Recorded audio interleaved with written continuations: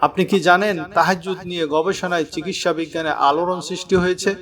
শারীরিক ও মানসিক সকল অশান্তি থেকে মুক্তির জন্য কোরআনে ছোট্ট 3টি সূরার গোপন ওজিফা কি আপনি খবর রাখেন?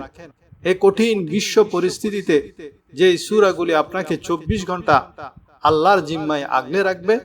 আপনি কি জানেন গভীর রাতের নিস্তব্ধতায় যখন পুরো পৃথিবী ঘুমে বিভোর, তখন মহাবিশ্বের মালিকের সাথে সরাসরি কানেকশন তৈরির এক গোপন ফ্রিকোয়েন্সি উন্মুক্ত হয়। আজ আমি আপনাদের এমন এক রহস্যের কথা বলবো যা শুনলে আপনার গায়ের লোম খাড়া হয়ে যাবে। চিকিৎসা বিজ্ঞান যেখানে থমকে দাঁড়িয়েছে, সেখান থেকে শুরু হয়েছে আমার নবীজির সুন্নতের অলৌকিক বিজ্ঞান। আপনি যদি আপনার ডিপ্রেশন, শরীরের রোগ আর জীবনের ব্যর্থতা থেকে মুক্তি পেতে চান, তবে আজকের এই ভিডিওটির প্রতিটি শব্দ আপনার জন্য এক একটি অমূল্য রত্ন। আজ আমি আপনাদের এমন এক গোপন রহস্যের কথা বলবো যা শুনলে আপনার মনে হবে আপনি এতকাল এক ঘোরের মধ্যে ছিলেন। কেন একজন মুচি ঘরে বসেই হজের সওয়াব পেলেন, আর কেন হাজারো বার সিজদা দিয়েও অনেকে জাহান্নামী হবে? কেন আমেরিকার বিজ্ঞানীরা তাহাজ্জুদের জায়নামাজে সেজদা অবনত হতে বাধ্য হচ্ছেন? আজ উন্মোচিত হবে সেই জাদুকরী সত্য যা আপনার জীবনকে আমূল বদলে দেবে। 3টি সূরার আমলের কথা অনেকে জীবনে আজ প্রথম শুনবেন। আল্লাহর নবী সাল্লাল্লাহু আলাইহি ওয়াসাল্লাম বলেছেন, সকালে পড়লে সারা দিন, সন্ধ্যায় পড়লে সারা রাত, আর রাতে শোবার সময় পড়লে, বিশেষ করে রাতে মানুষ যখন ঘুমন্ত অবস্থায় থাকে, নানা রকমের ক্ষয়ক্ষতির আশঙ্কা থেকে আল্লাহর নিরাপত্তায় সে চলে আসে। আল্লাহ তার হেফাজতের জিম্মাদারি নিয়ে নেন এবং সব কিছু থেকে তাকে নিরাপদ করে দেন।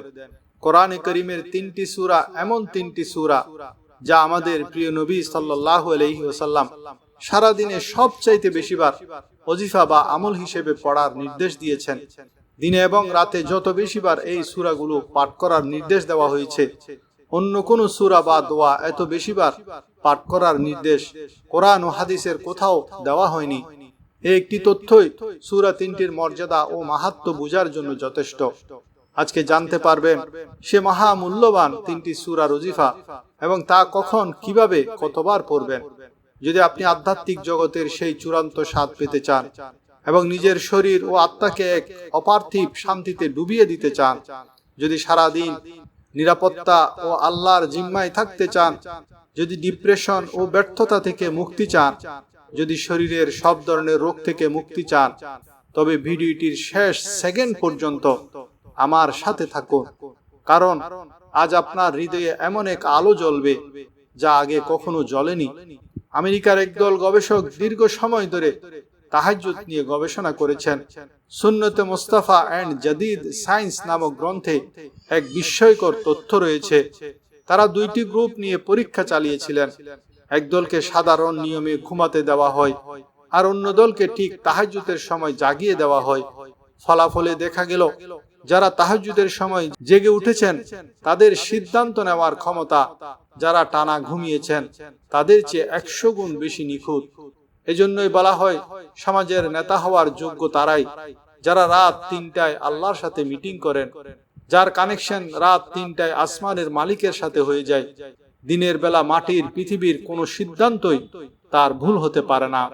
মেডিকেল সায়েন্স বলছে নামাজ কেবল ইবাদত নয়, এটি একটি পূর্ণাঙ্গ থেরাপি। যাদের মাথায় পুরাতন কফ বা সাইনাসের সমস্যা আছে, তারা যদি দীর্ঘ সিজদা দেন, তবে সেই জমে থাকা কফগুলো প্রাকৃতিকভাবে বেরিয়ে আসে। সঠিক রুকু এবং সিজদা মেরুদণ্ডের হাড়ের মাঝখানের ডিস্কগুলোকে সচল রাখে। সামান্য ভুলে যে মেরুদণ্ডের ব্যথা শুরু হয়, নামাজ তা স্থায়ীভাবে নিরাময় করতে পারে। নামাজের প্রতিটি উঠা বসা শরীরের অভ্যন্তরীণ অঙ্গগুলোতে এক ধরনের মেসেজ দেয় যা রক্ত সঞ্চালন বাড়িয়ে আপনার হার্ট ও লিভারকে সতেজ রাখে। আপনি যখন 2 হাত কানের লতি পর্যন্ত তুলে আল্লাহু আকবার বলেন, তখন আপনার আঙ্গুলের অগ্রভাগ থেকে কানের লতির স্পর্শে এক ধরনের মৃদু বিদ্যুৎ প্রবাহ শুরু হয়। বিজ্ঞান বলছে সেই বিদ্যুৎ প্রবাহ মুহূর্তের মধ্যে আপনার মস্তিষ্কের লক্ষ লক্ষ ঘুমন্ত এবং মৃত কোষকে জাগ্রত করে দেয়। নাভি হলো মানবদেহের সেন্ট্রাল পয়েন্ট বা কেন্দ্রবিন্দু। নামাজে যখন আপনি নাভির নিচে বা উপরে হাত বাঁধেন, তখন সেখানে এক ভয়ঙ্কর পাওয়ার জেনারেট হয়। এই শক্তি শরীরের প্রতিটি রগে, কোষে এবং সেলে প্রাণ চাঞ্চল্য ছড়িয়ে দেয়। এই বিজ্ঞানসম্মতভাবে প্রমাণিত যে দেহের মধ্যবিন্দুতে হাতের এই অবস্থান পুরো স্নায়ুতন্ত্রকে শান্ত ও শক্তিশালী করে। মা বোনেরা যখন বুকে হাত বাঁধে নামাজ পড়েন, তখন তার প্রভাব পড়ে তাদের মাতৃত্বের উপর। গবেষণায় দেখা গেছে, একজন নামাজি মায়ের বুকের দুধে কোরআনের সূরার এবং নামাজের নূরানি তাসির প্রবেশ করে। সেই দুধ পান করে যে সন্তান বড় হয়, সে ভবিষ্যতে খতিবে আজম বা মুহাদ্দিসে আজম হওয়ার যোগ্যতা লাভ করে। জমজমের পানি এবং মায়ের বুকের দুধ, এই দুইটিতে আল্লাহ তাআলা A to Z সব ভিটামিন দিয়েছেন, আর নামাজের বরকতে তা হয়ে ওঠে আরো শক্তিশালী। আল্লাহ যাকে সবচেয়ে বেশি ভালোবাসেন তার ঘরে মেহমান পাঠান। মেহমান যখন আসে, সেই নিজের রিজিক সাথে করে নিয়ে আসে, কিন্তু যখন সে খেয়ে তৃপ্ত হয়ে মুস্কি হেসে বিদায় নেয়, তখন সে একা যায় না, সে ওই ঘরের মানুষের সমস্ত গুণাগুলো নিজের সাথে নিয়ে বেরিয়ে যায়। শুধু তাই নয়, মেহমানের সেই হাসির বিনিময়ে আল্লাহ মেজবানকে একটি কবুল হজ এবং একটি উমরার সওয়াব দান করেন। মেহমানদারি কেবল খাবার খাওয়ানো নয়, এটি জান্নাত কেনার এক অলৌকিক সওদা। প্রিয় বন্ধুরা, হাদিসের ইমাম আব্দুল্লাহ ইবনে মুবারক রাহমাতুল্লাহ আলাইহি স্বপ্নে দেখলেন দুই ফেরেশতা কথা বলছেন, এবছর কারো হজ কবুল হয়নি, কেবল দামেস্কের এক মুচি ছাড়া যে হজে আসেইনি। ইবনে মুবারক হন্য হয়ে সেই মুচির আলীর দরজায় গেলেন। রহস্য কি? মুচি আলী 30 বছর ধরে জুতা সেলাই করে হজের টাকা জমিয়েছিলেন, কিন্তু হজে যাওয়ার ঠিক আগে তার অন্তঃসত্ত্বা স্ত্রী প্রতিবেশীর ঘর থেকে আসা গোস্তের সুবাস পেয়ে খেতে চাইলেন। আলী যখন প্রতিবেশীর কাছে গোস্ত চাইলেন, প্রতিবেশী কেঁদে বললেন, ভাই, এই গোস্ত আপনার জন্য হারাম। আমার বাচ্চারা 3 দিন না খেয়ে মাটিতে গড়াগড়ি করছিল, তাই নিরুপায় হয়ে রাস্তা থেকে মরা পশুর গোস্ত এনে রান্না করেছি। আলী স্তব্ধ হয়ে গেলেন। তিনি ভাবলেন, প্রতিবেশী মরা পশু খাবে আর আমি হজে যাব? এটা হতে পারে না। তিনি হজের সমস্ত টাকা প্রতিবেশীর হাতে তুলে দিলেন। আল্লাহ বললেন, মিনায় যাওয়ার দরকার নেই, আরাফাতে যাওয়ার দরকার নেই। প্রতিবেশীর অশ্রু মোছার কারণে আমি তোমার হজ কবুল করে নিলাম। আপনি কার পিছনে ছুটছেন?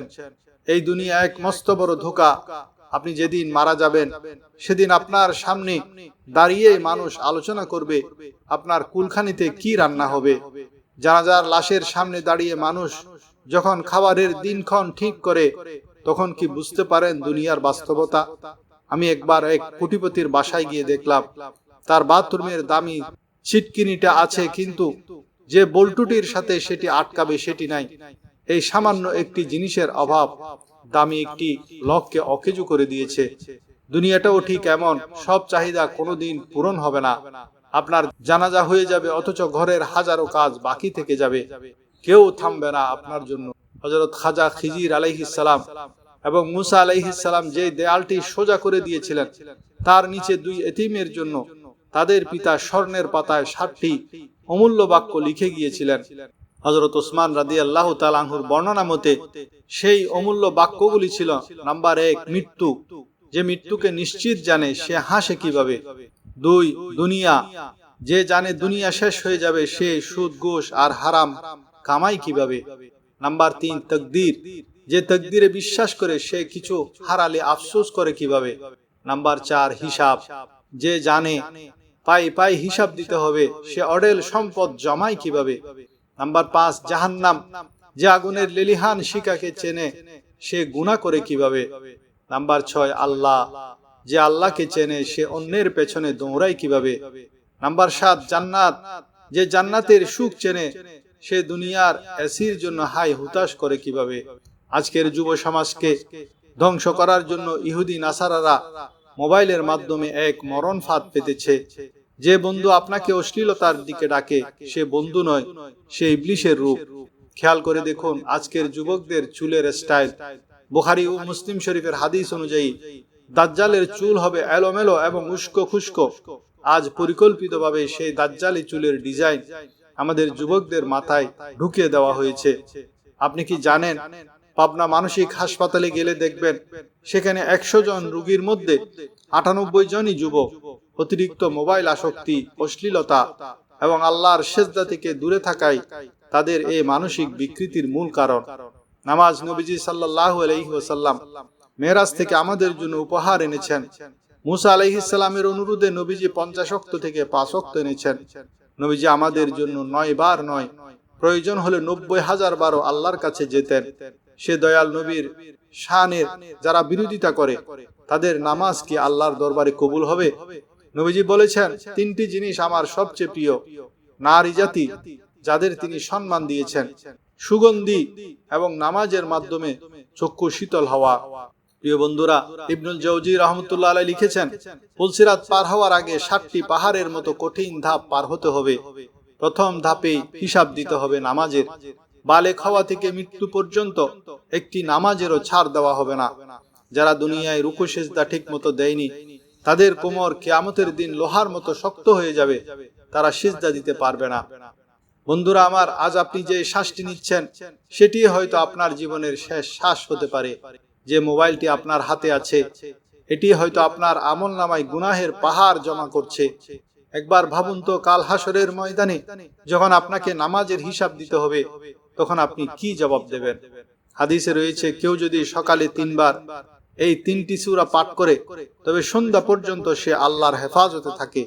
যত প্রকার দৃশ্যমান ও অদৃশ্যমান ক্ষতি বা আকস্মিক বিপদ আছে আল্লাহ তাকে তা থেকে রক্ষা করেন। একইভাবে সন্ধ্যায় পাঠ করলে সারা রাত আল্লাহর নিরাপত্তায় থাকা যায়। সেই 3টি সূরা হলো পবিত্র কোরআনের শেষ 3টি সূরা, সূরা ইখলাস, সূরা ফালাক এবং সূরা নাস। দিনে এবং রাতে যত বেশিবার এই সূরাগুলো পাঠ করার নির্দেশ দেওয়া হয়েছে, অন্য কোন সূরা বা দোয়া এত বেশিবার পাঠ করার নির্দেশ কোরআন ও হাদিসের কোথাও দেওয়া হয়নি।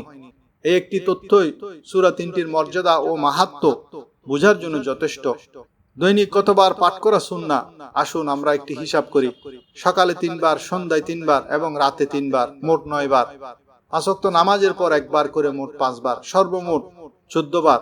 অর্থাৎ প্রতিদিন প্রতিটি সূরা, সূরা ইখলাস, সূরা ফালাক ও সূরা নাস অন্তত 14 বার করে পাঠ করা সুন্নাহ। রাতে ঘুমানোর আগে এই আমলটি করার একটি বিশেষ পদ্ধতি নবী সাল্লাল্লাহু আলাইহি ওয়াসাল্লাম শিখিয়েছেন। পদ্ধতিটি হলো, প্রথমে সূরা ইখলাস, সূরা ফালাক, সূরা নাস 3 বার করে পড়বেন। এরপর 2 হাত একত্র করে হাতের তালুতে ফুঁক দেবেন। তারপর সে হাত দিয়ে শরীরের যতটুকু অংশ হাত পৌঁছানো সম্ভব, মাথা, মুখ থেকে শুরু করে সামনের অংশ, ততটুকু জায়গায় মাসাহ করবেন বা হাত বুলিয়ে দেবেন। ছোট বাচ্চাদের ক্ষেত্রে যারা নিজেরা পড়তে পারে না, মা বাবা পড়ে তাদের শরীরে ফু দিয়ে দেবেন। আমাদের একটি বড় সমস্যা হলো, আমরা তাসবিহ বা জিকির করার সময় খুব তাড়াহুড়ো করি। সুবহানাল্লাহ, আলহামদুলিল্লাহ পড়ার সময় মনে হয় কেউ আমাদের তাড়া করছে। মনে রাখবেন, আল্লাহর প্রশংসা করতে হবে মহব্বতের সাথে এবং অর্থ বুঝে। তাড়াহুড়ো করলে আমলের সেই হাকিকত বা মর্যাদা পাওয়া যায় না। আল্লাহ যে কোনো কাজ সুন্দরভাবে এবং সুদৃঢ়ভাবে করা পছন্দ করেন। তাই আমল করার সময় কোয়ালিটি ঠিক রাখতে হবে। আল্লাহ তাআলা আমাদের সবাইকে এই গুরুত্বপূর্ণ আমলটি নিয়মিত করার তৌফিক দান করুন। আমিন। এই ভিডিওটি কেবল একটি তথ্য নয়, এটি আপনার জন্য আল্লাহর পক্ষ থেকে একটি সতর্কবার্তা হতে পারে।